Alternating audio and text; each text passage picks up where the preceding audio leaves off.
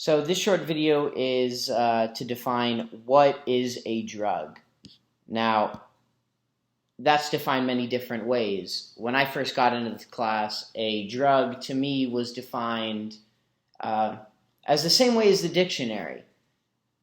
Something that you take that has an effect on your body, that makes you feel high, and that constitutes a drug.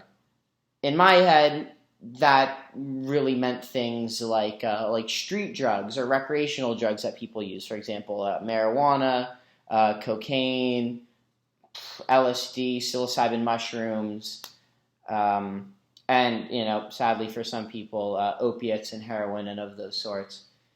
So that was my definition of a drug. Now, after doing a couple readings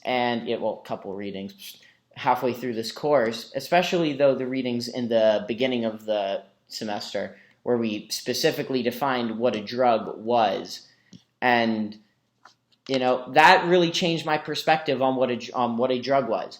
I really didn't think about processed foods that were high in sugar, that were high in calories, that they were somehow involved in the drug category.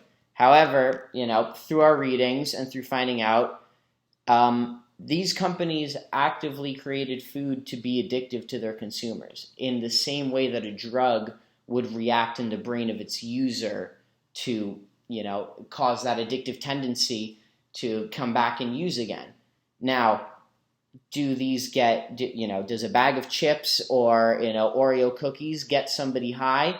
Well, in a sense, they kind of do, because these foods, they were optimized by laboratories that knew what would connect to the brain and create a likable, a good sensation for the user, that they would come back and use that product, being a bag of Doritos or Oreo cookies or a can of Coca-Cola, whatever it might be. And this process in a way still goes on today, which is kind of the scary part, and that not a lot of people know about it.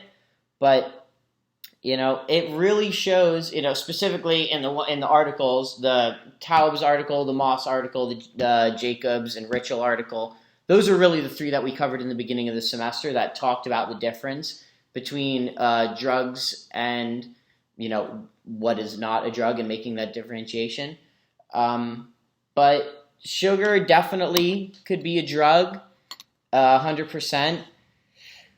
And and that really makes you look at other things in that aspect. It makes you think, okay, well, is nicotine a drug? Well, yeah, nicotine does constitute a drug, because while it doesn't give you that high that you think of that a drug would give you, it is a substance that connects to, transmitters in your brain that does, create a sensation that makes you come back and use that product, and in an addictive sense. Nicotine is addictive.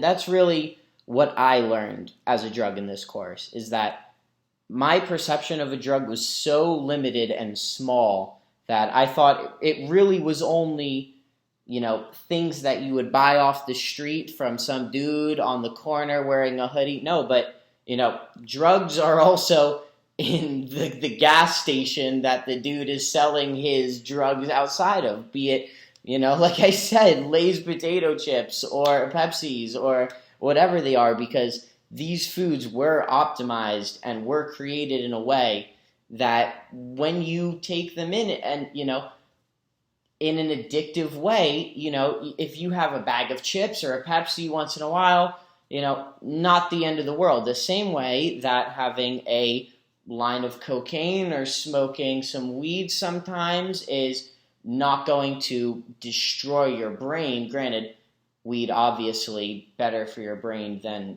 cocaine. I only use that as an example of one of the drugs we looked at in this course. But, while if you eat chips or drink Pepsi every day, it'll have a bad effect on your body the same way that doing cocaine every day or smoking marijuana every day is going to affect you. And yeah, that's how I would define a drug. That's how I've learned to define a drug in the course so far. And that's all for me at this point. Thank you very much.